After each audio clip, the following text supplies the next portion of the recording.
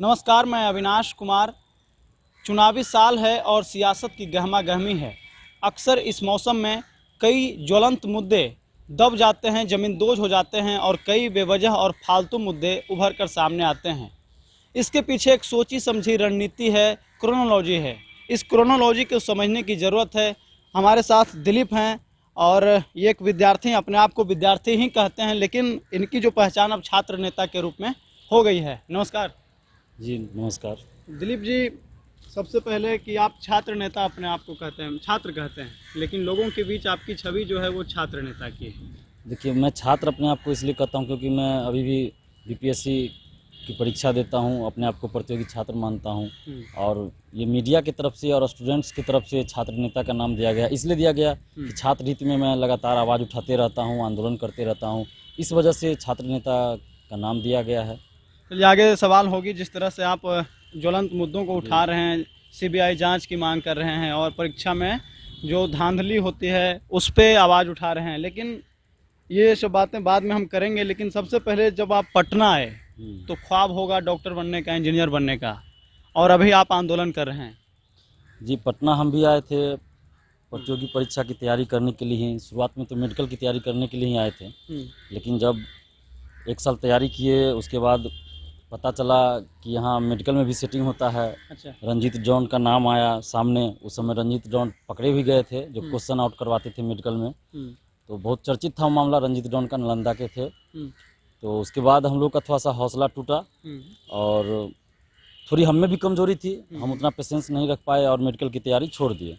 उसके बाद ग्रेजुएशन किए, फिर सोचे कि एडमिनिस्ट्रेशन में जाएं, प्रशासनिक सेवा में जाए, फिर बीपीएससी की तैयारी शुरू किए। क्योंकि हम लोग का जो बैकग्राउंड था पढ़ाई लिखाई का वो सरकारी स्कूल से हुआ और गांव में पहले से भी कोई ऐसा नहीं था कि बताने वाले हम लोग को हो कि किस तरह से पढ़ाई करना है या किस क्षेत्र में जाना। बस जो हुआ अपने से सीखते गए, आगे करते गए। मतलब गाइडलाइन हमको किसी से मिला नहीं, तो अपने से करते गए, सीखते गए। उसके बाद बीपीएससी की तैयारी करते रहे, पीटी हुआ, मेंस भी दिए, फाइनल सिलेक्शन नहीं हुआ। लेकिन जब यहाँ हम आए, पटना में कुछ साल गुजारे, प्रतियोगी परीक्षा दिए, उसके बाद पता चला कि कितने बड़े पैमाने पे धांधली हो रही है प्रतियोगी परीक्षा में, और खास के बिहार में। चाहे वो बीपीएससी हो, बिहार दरोगा हो, बिहार पुलिस हो, सचिवालय सहायक हो, सब में। और उसका पुख्ता प्रूफ भी हम लोग को मिल गया, माने कि लॉज में क्वेश्चन आ जाता था एग्जाम से पहले रात। व्हाट्सएप पे तो अब आ रहा है, व्हाट्सएप पे तो अब आ रहा है। जिस समय व्हाट्सएप का था भी नहीं इतना बिहार में कम से कम। तो उस समय का मैं बात बता रहा हूँ, उस समय क्वेश्चन आता था एग्जाम से 1 रात पहले क्वेश्चन आ गया लॉज में। जो पैसा दिया उसको उसका आंसर रटवा दिया जाता था। और सेटर सब जो होता है वो उसको जो पैसा देता है एग्जामनी उसको, और स्कॉलर होता था जो कि दूसरे के बदला में एग्जाम देता था, वो वैसा भी होता था। कल भी तो एसटीईटी वाला में पकड़ा गया दूसरा। उस समय मैंने कहने का मतलब उस समय आप तैयारी कर रहे थे, उस समय इस भूमिका में आप नहीं थे। नहीं। लेकिन आभास ये कब से होने लगा था आपको? उसी वक्त से कि यहाँ की जो शिक्षा व्यवस्था है वो रसातल में जा रही है, या और पहले से, या उसके बाद आप ज़्यादा एक्टिव हुए? नहीं, जब हम खुद एग्ज़ाम दिए और जब लॉज में ये बात आने लगी कि क्वेश्चन आ रहा है, हम लोगों ने खुद देखा कि मेडिकल का क्वेश्चन 1 दिन पहले आ जा रहा है और भी एग्ज़ाम का क्वेश्चन आ जा रहा है। जैसे टीईटी का हुआ था 2010-11 में हुआ था टीईटी का, उसका भी क्वेश्चन आ गया था। 2011 की बात मैं बता रहा हूँ। उसके बाद सचिवालय सहायक का एग्ज़ाम हुआ था, वो भी शायद 2011 में ही हुआ था, दिसंबर में, जो प्रथम स्नातक स्तरीय था, उसका भी उसी तरह हुआ था, क्वेश्चन सब आ गया था। तो हम लोग जब अपनी आँखों से देखे तो उस चीज़ को आप कहीं ना कहीं अंदर से बहुत आक्रोशित थे। लेकिन यही था कि हम आगे आके लड़ नहीं पा रहे थे, आवाज़ नहीं उठा पा रहे थे। इसलिए नहीं उठा पा रहे थे क्योंकि मेरा बैकग्राउंड ऐसा नहीं था, न मैं छात्र राजनीति में कभी रहा यूनिवर्सिटी में, न कुछ सिर्फ पढ़ने से। अभी कैसा बैकग्राउंड है? तो अभी वही तो मैं बता रहा हूँ ना, वही बताओ। धीरे धीरे जब आगे बढ़ते गए तो कुछ आंदोलन हुआ, मैं देखता रहा। जैसे पटना यूनिवर्सिटी में बराबर होते रहता, मैं वहीं पे रहता हूँ पटना यूनिवर्सिटी के पास। तो उस आंदोलनों को देखता रहा मैं, उससे कुछ सीखता रहा। उसके बाद बीपीएससी में जब 56 से 59वीं का मामला आया, डेट बढ़ाने के लिए आंदोलन हुआ 2016 में, तो उसमें मैंने बढ़ चढ़ कर हिस्सा लिया था। तो उस आंदोलन से मुझे बहुत कुछ सीख मिला कि क्यों छात्र आंदोलन असफल होता है, उसके पीछे क्या रीजन, ये सारी बातों का मैंने अवलोकन किया। और उसके बाद मैंने ये भी गौर किया कि छात्र में ही यूनिटी नहीं है।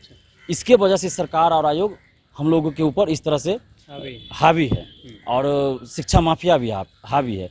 उसी समय से मैंने अपने मन में ये सोच लिया कि नहीं, किसी न किसी को आगे आके पार्टी पॉलिटिक्स से अलग हटके एक छात्र जो है उसका आंदोलन को मजबूत करना पड़ेगा। और उसके लिए सबसे बड़ी ज़रूरी है कि जो मानसिकता हो गई है, जैसे छात्र राजद है, छात्र जदयू है, एबीपी है, जो कि एबीवीपी जो कि छात्र पार्टी और छात्र नेता के नाम पे तो आते हैं, जी, जी, लेकिन जी। प्रभावित पूरी तरह से राजनीतिक दलों से ही होते जी हैं। जी उसी से मैं हटना चाह रहा था कि जो भी अभी छात्र संगठन हो किसी न किसी पार्टी से जुड़ा हुआ है बिल्कुल। और वो अपने पार्टी के अगेंस्ट कुछ भी नहीं बोलता, चाहे उसकी पार्टी कितना भी गलत काम स्टूडेंट के खिलाफ न क्यों ना करे।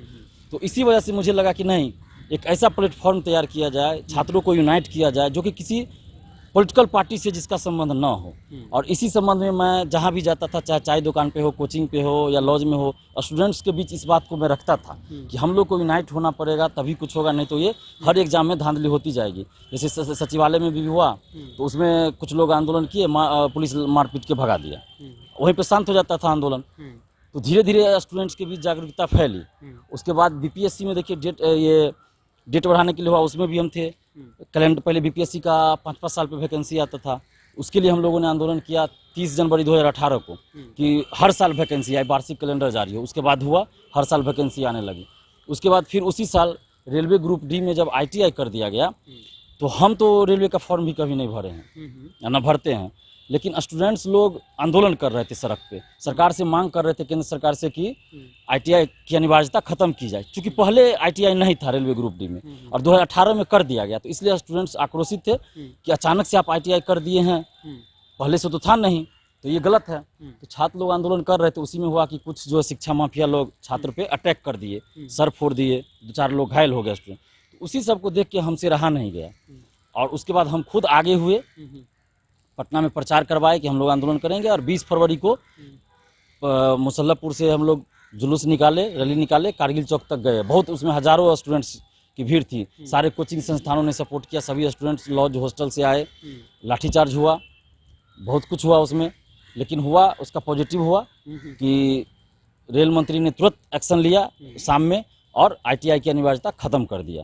तो ये दिलीप, आंदोलन की सफलता हुई। हाँ दिलीप, ये तो ठीक है, आप मैदान में कूद गए और एक नेतृत्वकर्ता की भूमिका निभा रहे थे, लेकिन और कोई दिलचस्प वाकया और किस्सा जो आपके उस माने जिस समय आप पीड़ित थे, आप जूझ रहे थे इन सब चीज़ों से और अभी आप नेतृत्व कर रहे हैं, इस बीच कोई दिलचस्प किस्सा जो आप साझा करना चाहते हैं? दिलचस्प मतलब न समझे नहीं किस तरह का बात। जिस तरह से बहुत सारे ऐसे चीज़ें होती है कि हम एक पायदान से दूसरे पायदान पर चढ़ते हैं तो या तो हम फिसल के गिरते हैं, फिर चढ़ते हैं, फिर गिरते हैं, फिर तो वो दिलचस्पी एक कोई किस्सा अगर याद हो आपको तो? वो किस्सा देखिए, जैसे रेलवे ग्रुप डी वाला हो गया कि सरकार ने मान लिया हम लोग की बात। हाँ। उसके बाद फिर आया ये बीपीएससी का हुआ, 64वीं बीपीएससी का जो आंसर गलत दिया गया था 15 क्वेश्चन का, उसमें फिर हम आंदोलन किए, छात्रों ने हमको आगे किया।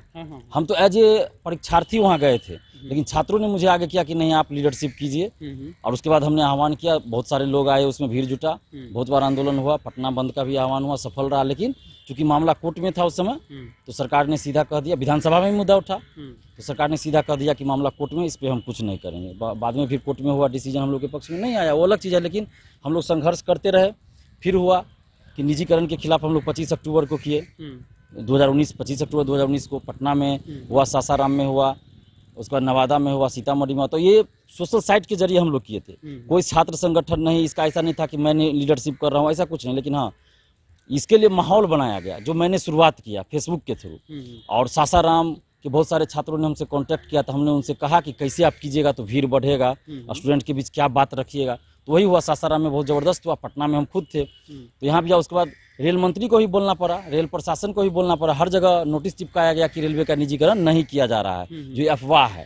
हालांकि सरकार ने वो गलत किया, गलत बोला वहाँ पे। अभी आप सब देख रहे हैं कि रेलवे का निजीकरण हो रहा है, बेचा जा रहा है, रेलवे स्टेशन तक को बेचा जा रहा है। लेकिन तत्काल उस आंदोलन की वजह से कुछ दिन सरकार को रुकना पड़ा। उसके बाद फिर देखिए, बीएसएससी इंटर स्तरीय जो बिहार का वैकेंसी था, वो 6 साल से उसका रिजल्ट नहीं आ रहा था, 2014 की वैकेंसी। उसका 17 जनवरी को हमने ही आंदोलन किया बीएसएससी ऑफिस के अंदर 17 जनवरी को। तो वहाँ पे हमने डेट दिलवा के आया कि आप डेट दीजिए कि किस तारीख से पहले आप रिजल्ट दीजिएगा। तो अध्यक्ष महोदय ने डेट दिया था कि 20 फरवरी से पहले हम रिजल्ट दे देंगे, और 14 फरवरी को उन्होंने रिजल्ट दिया, जिसका मेंस अभी 11 या 18 अक्टूबर को होने वाला है, शायद 18 दिलीप, ये क्यों होता है कि मैंने बार बार आवेदन, बार बार आवाज़ उठाने के बाद वैकेंसी निकालती है सरकार, बहाली करती है, और बहाली होने में भी बहुत सारी जो प्रक्रिया है वो, जैसे अभी आवेदन निकला तो फिर परीक्षा की तिथि के लिए आवाज़ उठाइए, परीक्षा हो गई तो रिजल्ट के लिए आवाज़ उठाइए, रिजल्ट हो गई तो इंटरव्यू के लिए आवाज़ उठाइए, उसके बाद ज्वाइनिंग के लिए आवाज़ उठाइए। ऐसा क्यों? अभी है देखिए 64वीं बीपीएससी का 2018 का वैकेंसी है और उस 64वीं बीपीएससी का फाइनल रिजल्ट आना चाहिए था फरवरी 2019 में। अभी उसका देखिए मेंस का रिजल्ट आया है जुलाई में, 16 जुलाई को। उस रिजल्ट को आना था अक्टूबर 2019 में, तो उसका रिजल्ट आता है जुलाई 2020 में और उसका अभी इंटरव्यू नहीं हुआ। अब दे रहा है कि 1 दिसंबर से उसका इंटरव्यू लेंगे। तो वो हर बार तो ऐसा ही हो रहा है, जबकि उसका कहा गया था, जो इससे पहले अध्यक्ष थे शिशिर सिन्हा जी, उन्होंने कहा था कि पीटी एग्जाम से 10 महीना के अंदर हम फाइनल रिजल्ट दे देंगे, ज्वाइन करवा देंगे। वो रिटायर भी कर गए और कुछ नहीं कर पाए। अब समझिए 2018 की वैकेंसी 2020 पार हो रहा है, 1 दिसंबर से वो इंटरव्यू लेंगे, यानी 2021 चला जाएगा।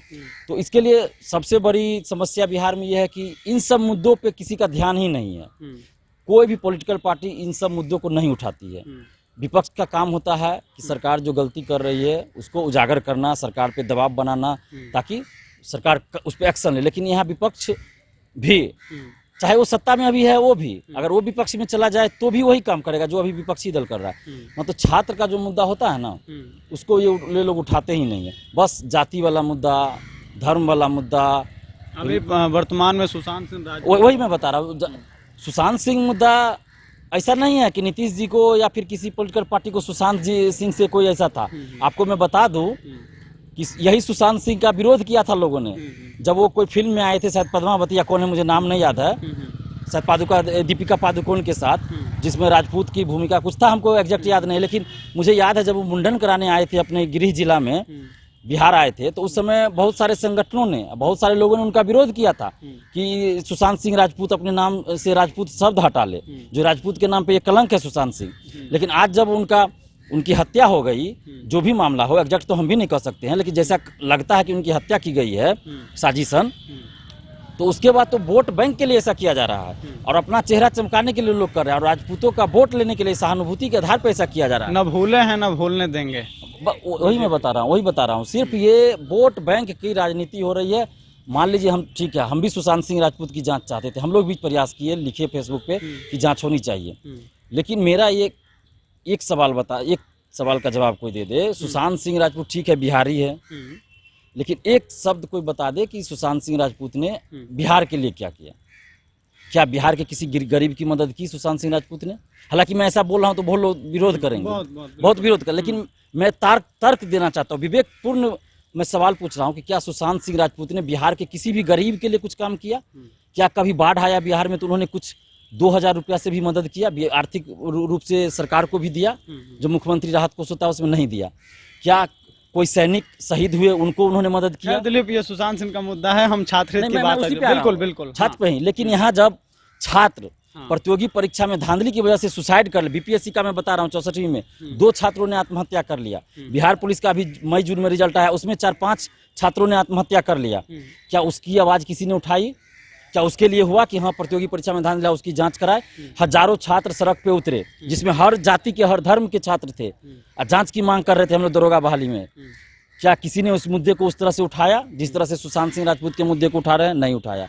अभी देखिए रिया हो रहा था, अब कंगना हो रहा है, और कंगना सुन रहे हैं कि बिहार चुनाव में प्रचार करेगी। तो ये सारा राजनीतिक मुद्दा है। आप देखिए ये यहाँ जो शहीद हो गए पिछले साल पुलवामा में, 44 सैनिक शहीद हुए, उसमें बिहार के भी थे, पूरे भारत के सैनिक थे। क्या वो बिहार का बेटा नहीं था? सुशांत सिंह राजपूत बिहार का बेटा है? क्या वो बिहार के बेटा नहीं थे जो 44 सैनिक से? क्या उसके लिए किसी ने मांग किया कि जांच होनी चाहिए? उसके लिए जोरदार भाषण होते हैं। खैर, किसी ने मांग नहीं किया कि जांच होना चाहिए। मैं ये नहीं कर रहा हूं, मैं ये कह रहा हूं कि सुशांत सिंह राजपूत के साथ गलत हुआ, उसकी जांच होनी चाहिए।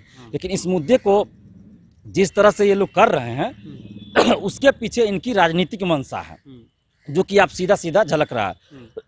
यही मैं बता रहा हूँ। यही शिवसेना जब बीजेपी के साथ थी गठबंधन में, उस समय कांग्रेस की सरकार वहां महाराष्ट्र में होती थी, तो यही शिवसेना बिहारियों को मार के भगाता था।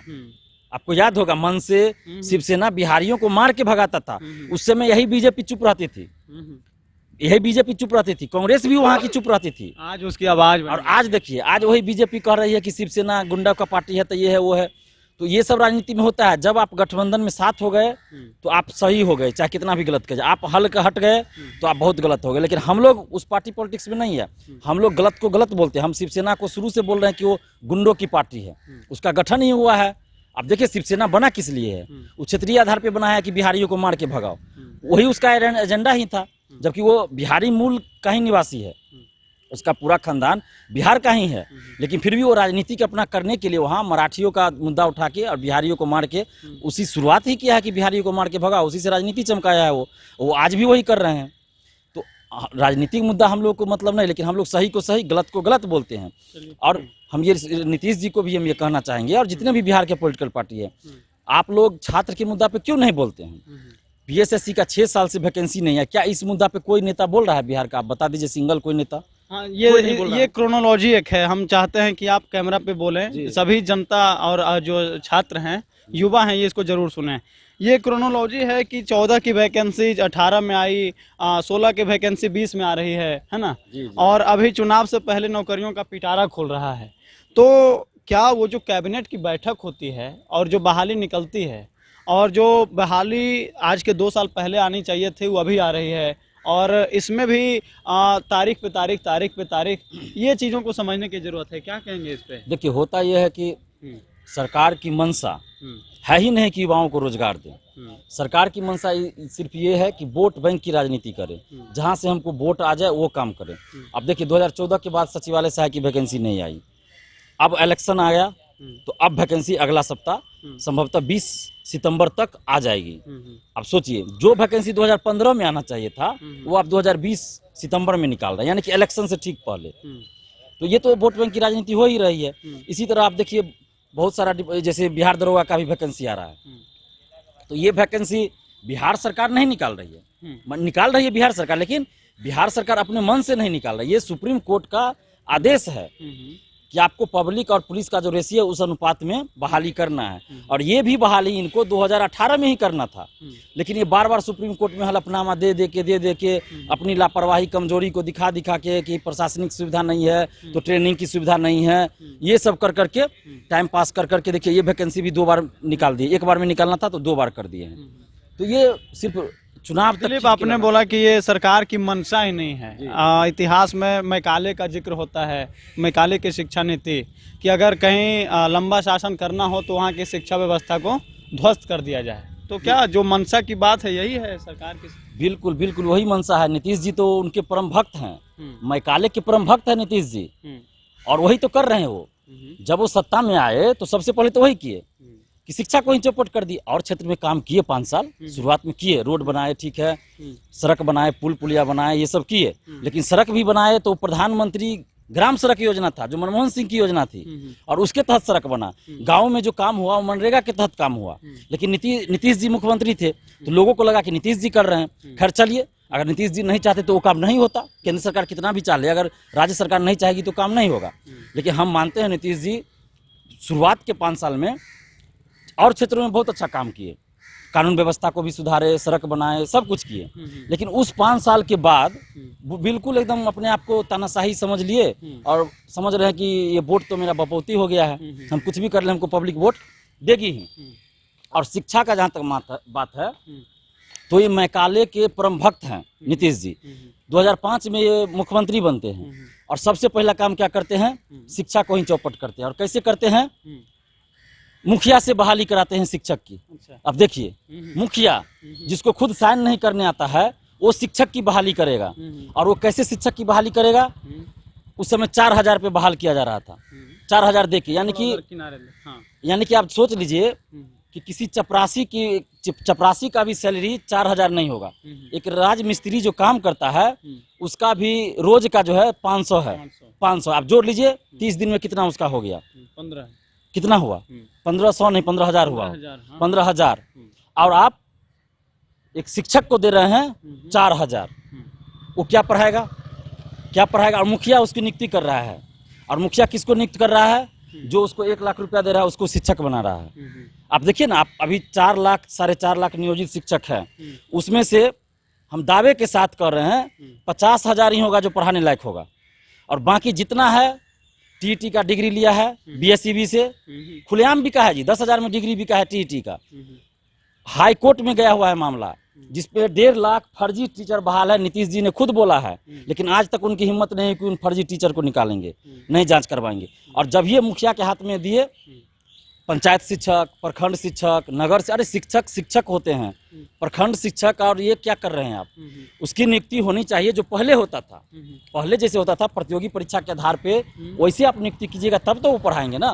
प्रोफेसर की बहाली करवा रहे हैं, 15 नंबर का इंटरव्यू ले रहे हैं, उसमें 14 नंबर दे रहे हैं, 13 नंबर दे रहे हैं पैसा लेके। दिलीप, आप क्या शिक्षा व्यवस्था हो रहा है? हाँ, आप अक्सर कहते आए हैं कि मुख्यमंत्री ने चौपट कर दिया यहाँ की शिक्षा व्यवस्था को, लेकिन आप अक्सर ये सवाल करते आए हैं कि विपक्ष भी कमज़ोर है, हमारे पास ऑप्शन नहीं है, तो क्या वो विकल्प मिला आपको अब तक? चेहरा कौन है उनके अलावा? देखिए, चेहरा कौन है इसको पीछे छोड़ देना चाहिए। कभी कभी होता है कि देखिए, जब कैंसर हो जाए और घाव हो जाए तो पहले कैंसर का, माने एक कैंसर बीमारी हो और एक सिंपल घाव हो तो पहले कैंसर का इलाज कराना चाहिए। उसी तरह अगर माथे में घाव हो और पैर में घाव हो तो पहले माथे के घाव का इलाज होता है। तो अभी सबसे बड़ा सवाल है कि जो सत्ता में 15 साल से है, वो अगर गलत कर रहे हैं तो उनको हटाना है। मैंने ये माथे का घाव है। जी, माथे का घाव है, उसको पहले साफ करना है, सही करना है। तो पहला मकसद यही होना चाहिए कि जो सत्ता में है और जो युवाओं की बात को नहीं सुन रहे हैं, उस पर काम नहीं कर रहे हैं, उनको हटाना जरूरी होता है। नहीं, आप मैंने अक्सर कहते आए हैं कि हमारे साथ तो लाचारी है, अगर इन्हें नहीं देंगे तो हम किसे देंगे? तो मेरा यही सवाल है कि क्या उसकी तलाश हुई है? आप देख रहे हैं किसी को कि हाँ इनके विकल्प के रूप में? देखिए, विकल्प, वैसा विकल्प कोई नहीं है, सच्चाई है ये बिहार में, जो सही लगे, मैंने जिसको हम लोग ये कह सके कि हाँ ये मुख्यमंत्री के लायक है, मुख्यमंत्री बनेंगे तो ये काम करेंगे। इसलिए नहीं हम लोग को लग रहा है कोई भी ऐसा, क्योंकि जब हम लोग अभी लड़ रहे हैं और जब अभी उस मुद्दे को नहीं उठा रहे हैं तो फिर सत्ता में आने के बाद उसको कैसे करेंगे काम? ये सोचने वाली बात है ना। विपक्ष का तो काम होता है सरकार सही भी काम करे तो आजकल जैसा है तो उसकी आलोचना करता है, लेकिन यहाँ तो गलत भी कर रहा है तो विपक्ष उस पर नहीं अड़ रहा है। हम अभी बोल रहे हैं, एक एग्जाम्पल देंगे अभी आपको। जैसे दरोगा बहाली में सीबीआई जांच की हम लोग मांग किए, आरजेडी के पास 80 विधायक है, अगर एक दिन 80 विधायक को लेकर उस सड़क पे उतर जाते तो क्या जांच नहीं होती? बिल्कुल होती।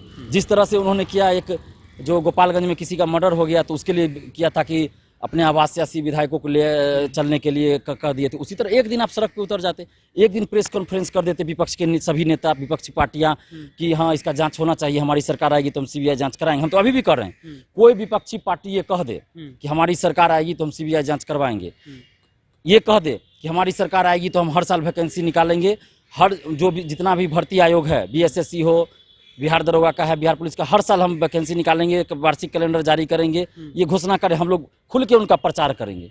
हम लोग को जाति धर्म से मतलब नहीं, जो भी पार्टी ऐसा कर दे हम लोग उसका प्रचार करेंगे कि हाँ इसी को वोट दीजिए, लेकिन ऐसा कोई पार्टी नहीं कर रही है। हम तो बोर्ड भी लगाए हैं, बैनर भी लगाए हैं, 15 साल के मुख्यमंत्री से 15 सवाल, उसमें सारा मुद्दा हमारा है, लेकिन अभी तक तो कोई नेता उस पर नहीं कुछ बोले हैं।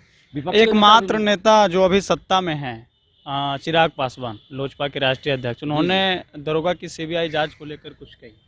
वो दिखावा हुआ। देखिए, हम कह रहे हैं ना, वो सिर्फ एक लेटर लिख के भेज दिए, दिखावा करना हुआ। अभी सुशांत सिंह राजपूत के मुद्दा पे उनका छात्र संगठन और युवा संगठन सड़क पे उतर रहा है, लेकिन यही दरोगा वाला मामला में तो कभी सड़क पे नहीं उतरा। पत्र लिख कर निश्चिंत, पत्र लिख के बस दिखा दिए युवाओं को कि हम ये है निश्चिंत, कि हम देखिए आपके लिए लड़ रहे हैं, लेकिन कभी तो सड़क पे नहीं उतरे। उसके बाद कभी तो सड़क पे नहीं उतरे ना, आप सड़क पे उतरिए ना, तब तो होता। लोकतंत्र में ही ना होगा। आप सरकार में बैठे हुए हैं और झूठे पत्र लिख दिए, दिखा रहे हैं कि हम आपके साथ हैं, कैसे? आप इस्तीफा दे देते, केंद्र सरकार से इस्तीफा दे देते, आप केंद्र सरकार से भी मांग करते कि इस पर आप कुछ बोलिए। कहाँ किए आप तो सिर्फ लेटर लिख के दिखा रहे हैं। तो वो सहानुभूति हम लोग को नहीं चाहिए। हम लोग खुद पढ़े लिखे हैं और समझदार हैं और विवेकशील भी हैं। हम लोग समझ रहे हैं कि कौन क्या कर रहा है। और हमारे दरोगा आंदोलन में भी बहुत सारे लोगों ने राजनीतिक रोटियां सेकने की कोशिश की, लेकिन हम लोग ऐसा नहीं होने दिए। तो हम लोग के पास खुद इतना अकल है कि हम लोग इतना कर सकते हैं। तो हम लोग अभी भी यही डिमांड करते हैं सभी से, आप लोग छात्रों के मुद्दे को सही ढंग से उठाइए, उसको लागू कीजिए, तभी बिहार का सही से विकास संभव होगा। नहीं तो फिर ऐसे ही होते रहेगा जैसे चल रहा है। अब देखिए, नीतीश जी 15 साल से मुख्यमंत्री है, 2005 में वादा किए थे कि हम जो है ये करेंगे, पेपर मिल और चीनी मिल खुलवाएंगे। एक भी मिल नहीं खुला। आप बता दीजिए, कहीं नहीं, पलायन नहीं रुका। इसी चीनी मिल और पेपर मिल की बात से एक नया राजनीतिक दल आया है, प्लूरल्स, है ना। उसके जो अध्यक्ष हैं और जो कह लीजिए चेयरपर्सन पुष्पम प्रिया चौधरी लगातार बंद पड़े फैक्ट्रियों का मुआयना कर रहे हैं, घूम रहे हैं, दौरा कर रहे हैं, तो क्या उनसे प्रभावित आप हैं कि नहीं हैं? देखिए, कहीं आप घूम के चले जाइए, फोटो खिंचा के डाल दीजिए, तो उससे थोड़े ना हो जाएगा। आप सिर्फ लंबा लंबा मोदी जी की तरह आप लंबा लंबा दिखा रहे हैं सपना। जैसे मोदी जी दिखाए थे कि 2 करोड़ रोजगार हर साल देंगे, तो उससे थोड़े होगा, उससे कुछ नहीं होगा। आप क्या कीजिएगा ये दिखा बोलिए। आप तो कभी प्रतियोगी परीक्षा में धांधली पे आवाज नहीं उठाए।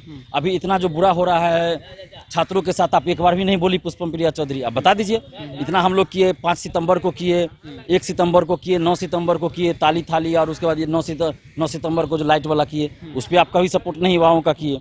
उसका इतना जो ताली थाली और लाइट वाला, इससे राजद से संपर्क जुड़ता है लगातार। तेजस्वी यादव युवाओं की बात आह्वान जो है उन्होंने ही किया था। नहीं, ये आप गलत बोल रहे हैं। ये हाल फिलहाल नहीं, आप सही से देखिए। तेजस्वी यादव जी ने या किसी भी पॉलिटिकल पार्टी ने इसका आह्वान नहीं किया, ये गलत सूचना है। मैं बता दूं, 1 सितंबर को हुआ क्या कि ट्विटर पे हम लोगों ने ट्रेंडिंग कराया, पूरे देश के युवाओं ने किया, कोचिंग संस्थानों ने भी किया, शिक्षकों ने भी किया था आह्वान। शुरुआत शिक्षकों ने ही किया था कि आरआरबी एनटीपीसी का जो एग्जाम नहीं हो रहा है उसको लेके, कि आप एसएससी का रिजल्ट नहीं दे रहे हैं, उसको लेके कि एग्जाम डेट घोषित हो, एनटीपीसी का, आरआरबी का, उसके बाद एसएससी का रिजल्ट, उसको लेकर ट्रेंडिंग में हम लोगों ने लाया था 1 सितंबर को। तो उसके बाद शाम में ट्वीट भी आया था कि रिजल्ट घोषित किया जाएगा, आईबीपीएस का वैकेंसी आएगा, डेट घोषित किया गया शाम में। तो आंदोलन सफल रहा उस दिन का। उसके बाद फिर हम लोगों ने उसी दिन ये कर लिया कि 5 सितंबर को 5 बजे 5 मिनट के हम लोग ताली थाली बजाएंगे, घंटी बजाएंगे, जो भी मने बजाएंगे, मोदी जी के ही स्टाइल में, क्योंकि प्रधानमंत्री मोदी जी है। और मोदी जी ही कोरोना काल में क्या किए थे कि ताली थाली बजवाए थे। तो जब प्रधानमंत्री ऐसा कर रहे थे तो हम लोग भी कहे चलो ऐसा ही करके हम लोग उनको जगाते हैं। मैं रात के 9 बजे 9 मिनट तक इसकी बात, उसकी भी बात बता रहा हूँ, मैं उसी की बात बता रहा हूँ। तो 5 सितंबर को ये हो गया। तो उस दिन भी रेल मंत्री ने ट्वीट किया, देखिए कि हम 15 दिसंबर से एग्जाम लेंगे। उसी दिन फिर डिसाइड हो गया, जब ये आंदोलन सफल हो गया तो उसी दिन युवाओं ने खुद ये डिसाइड कर लिया सोशल साइट के जरिए कि अब अगला टास्क हम लोग का है 9 सितंबर 9 बजे 9 मिनट तक लाइट जलाएंगे, माने घर का लाइट बंद करके दीप मोमबत्ती जलाएंगे, मोबाइल फ्लैश जलाएंगे। उसी दिन ये डिसाइड हो गया था। और उसके बाद सोशल साइट पे इसको जोर शोर से प्रचारित किया जाने लगा, हम लोगों ने भी किया। उसके बाद आरजेडी, कांग्रेस, राहुल गांधी, तेजस्वी जी सब ने इसको अपने पार्टी के समर्थन दिया, युवाओं का समर्थन दिया। राहुल गांधी जी भी ने दिया, तेजस्वी यादव जी ने भी दिया, उसको विपक्षी पार्टियों ने समर्थन दिया। तो ये अच्छी बात है कि जो सही मुद्दा अगर देश का युवा उठा रहा है तो विपक्षी पार्टियों को उसका साथ देना चाहिए। विपक्षी क्या, हम तो कहेंगे सत्ता पक्ष के लोगों को भी उसका साथ देना चाहिए। क्योंकि देखिए, आप 2 साल से कोई एग्जाम नहीं हो रहा है और उसकी डिमांड युवा कर रहे थे, तो सही डिमांड है। और सरकार को भी उसके बाद देखिए आके एक्शन लेना पड़ा। भले वो 15 दिसंबर से एग्जाम ले न ले, लेकिन आंदोलन के चलते उनको डेट घोषित करना पड़ा। तो मैं यही क्लियर करूं कि ये किसी पॉलिटिकल पार्टी का नहीं था, ये हम देश भर के हम जैसे युवाओं का था, और उसमें पार्टियों ने जो भी हुआ समर्थन दिया। और एक अंतिम सवाल, जिस तरह से आप कह रहे हैं कि कोई भी राजनीतिक दल ठीक तरह से, पूरी तरह से हमारी आवाज़ को बुलंद नहीं कर रहा है, तो क्या दिलीप इन मुद्दों को लेकर उतरेंगे चुनाव में? नहीं, चुनाव में तो हम उतर ही रहे हैं इस मुद्दे को लेकर। मतलब हम इलेक्शन नहीं लड़ रहे हैं। देखिए, हम चुनाव नहीं लड़ रहे हैं, लेकिन हाँ, इस मुद्दे को लेकर हम चुनाव में तो है ही कि चुनाव में युवाओं को खास के हम दिखाएं, बिहार की जनता को दिखाएं कि सही मुद्दा क्या है, और इस मुद्दा पे कोई भी नेता, कोई भी विपक्षी पार्टी बोल रहा है या नहीं, और जो इस मुद्दे पे बोल रहा है उसको आप लोग वोट दीजिए। हम किसी पार्टी को नहीं, किसी नेता को नहीं कर, लेकिन हाँ, जो इस मुद्दे पे आपके साथ दे, जो बोले उसको वोट दीजिए। और हमारा कोई भी डिमांड गलत नहीं होगा। जैसे हम लोग हमेशा मांग कर रहे हैं, अब देखिए पलायन नहीं रुक रहा है, फैक्ट्री नहीं लग रहा है। जब तक फैक्ट्री नहीं लगेगा बिहार में, कुटीर उद्योग को मजबूत नहीं किया जाएगा।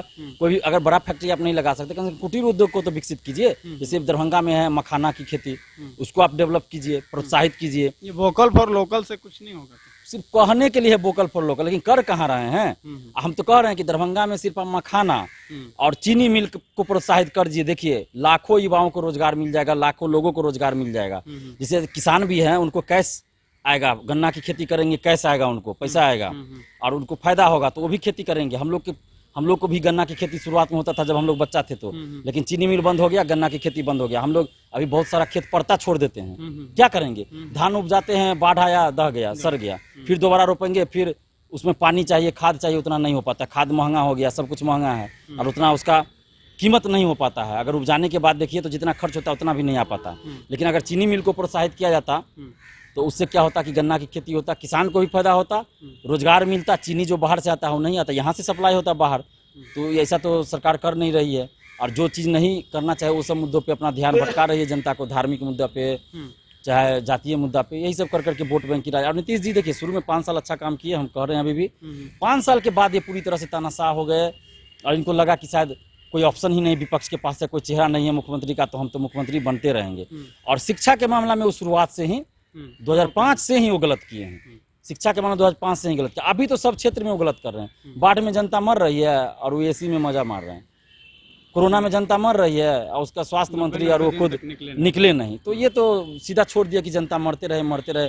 शुरुआत में वो करते थे, हमको याद है जब 2005 में मुख्यमंत्री बने तो 7, 8, 9 और में वो क्या करते थे, बाढ़ आने से पहले वो मैनेजमेंट करते थे कि अगर पानी आएगा, बाढ़ आएगा तो जनता को कैसे हटाएंगे, और वहाँ पानी नेपाल से छोड़ा जाता था और यहाँ जनता को हटा लेते थे कि बाढ़ में जनता प्रभावित ना हो। लेकिन अब तो देखिए जनता बाढ़ में मर रही है और ये नीतीश जी अपना बैठे हुए हैं। बहुत बहुत धन्यवाद दिलीप, आपने हमें समय दिया। ये थे छात्र नेता दिलीप, जिन्होंने तमाम सवालों के जवाब बड़े ही बेबाकी से दिया। इनका कहना है कि लगातार जो सत्ता पक्ष है, सत्ता में बैठे लोग हैं और जो विपक्ष में है, कोई छात्र हित के मुद्दों को उठा नहीं रहा है, उसको आवाज़ नहीं दे रहा है। ऐसे में ये लगातार इन कह रहे हैं कि हमारा जो समर्थन होगा, युवाओं का, छात्रों का जो समर्थन होगा, उसी के साथ होगा जो हमारी बात करेगा। फिलहाल अब देखना होगा कि ये चुनावी साल है और सरकार इनके मुद्दों पर कितना संज्ञान लेती है। इस वीडियो को शूट कर रहे हैं प्रेमराज और मैं हूं अविनाश कुमार। दोस्तों, ये वीडियो आपको कैसा लगा हमें कमेंट सेक्शन में बताएं और इसे ज़्यादा से ज़्यादा शेयर करें।